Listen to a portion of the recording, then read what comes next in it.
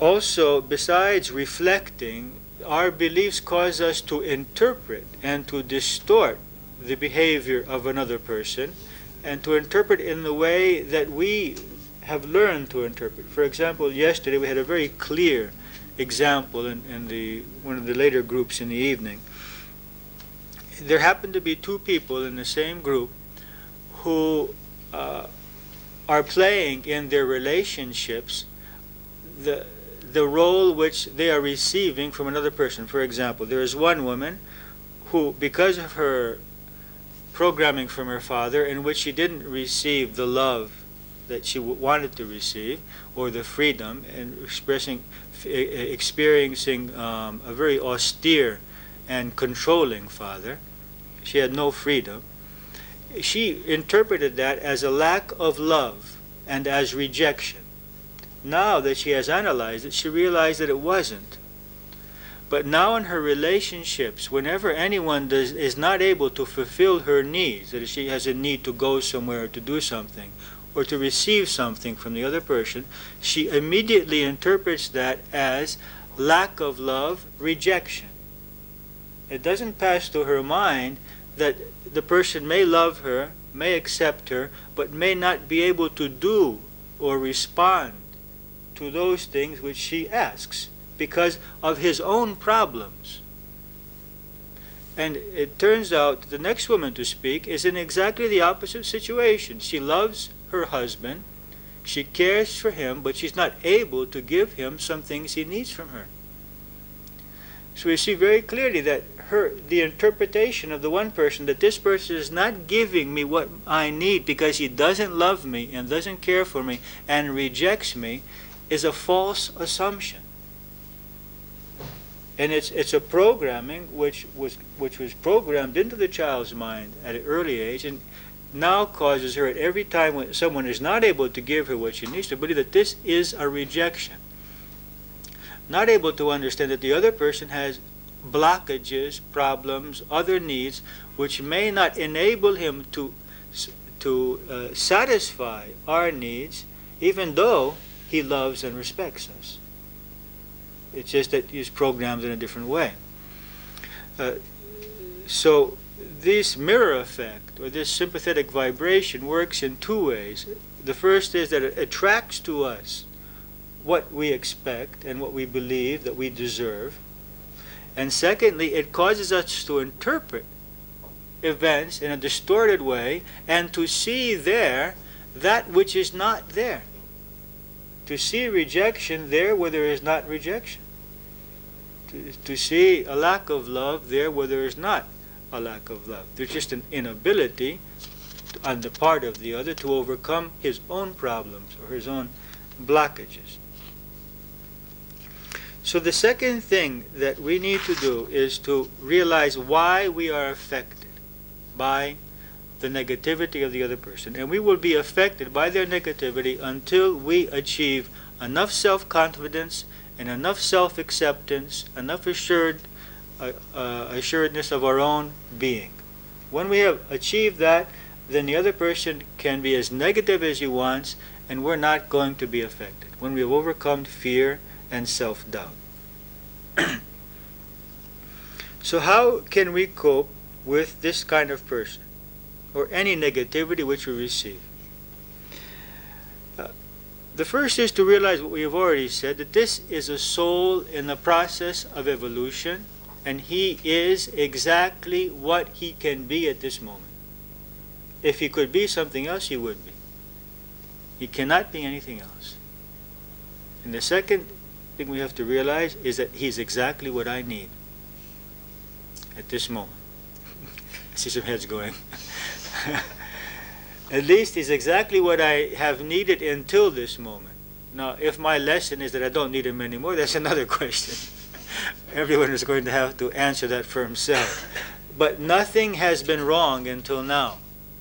Until now, until this moment, this person, this child, this husband, this wife, this parent, this friend, this boss, this co-worker has been exactly what I need in order to make the next step in my evolutionary process.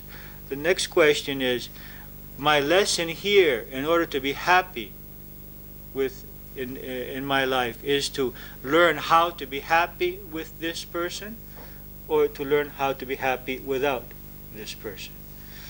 When it's a marriage situation, or a child or a parent, it has to be a very serious reason for us to decide that the lesson is to be happy without that person.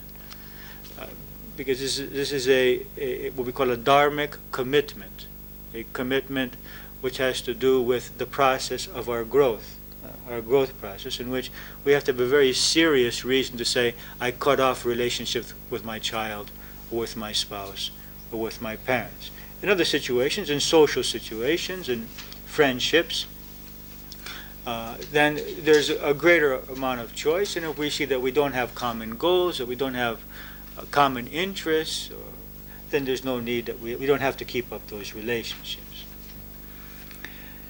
Okay, so the first thing is to realize that this person is exactly what he can be at this point of his evolution, and secondly, it's exactly what I need. And from here on, to try to see what is the lesson. Before we go on to the lessons, I'd like to say that another thing that we can do in this situation, we should do from the beginning, regardless as to whether we decide the lesson is to be happy with this person as he is, by overcoming beliefs which prevent us from being happy with him as he is, because it's our beliefs which prevent that, or whether the lesson is to let go of this relationship and to be happy without. In either case, our lesson is to love this person, even if we decide we cannot be with him on a daily basis or on a very close basis. The lesson is always to love.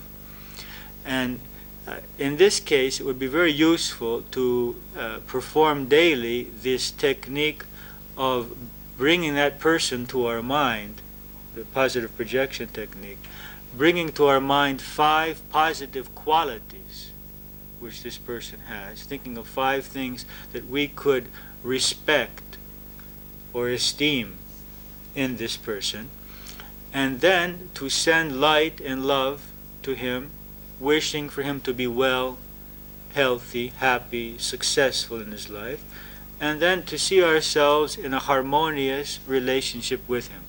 This can be done regardless as to whether we decide that we will keep up close contact with this person or not. It doesn't matter. It's another soul in evolution, and our eventual goal is to be able to love and feel comfortable and to feel unity with all souls, regardless of their behavior. This would be the fulfillment of our purpose on the earth. This is the reason why we're here.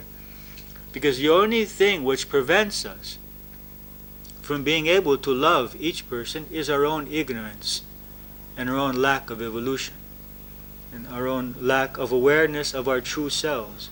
The moment that we will be aware of our true selves, no person will be able to cause us not to love him, because we will begin to have another kind of love. This may be very far from us at this point, and no one should feel guilty that we're not able to do this at this point. There's no need to have guilt, but it's just a need to have that as a frame of reference and as a goal, or that I want to arrive at that state. And so that every time I'm not able to love, I want to ask why.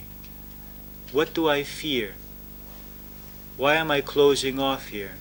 What danger do I feel from this person? What danger is in this for me physically, emotionally, as a personality?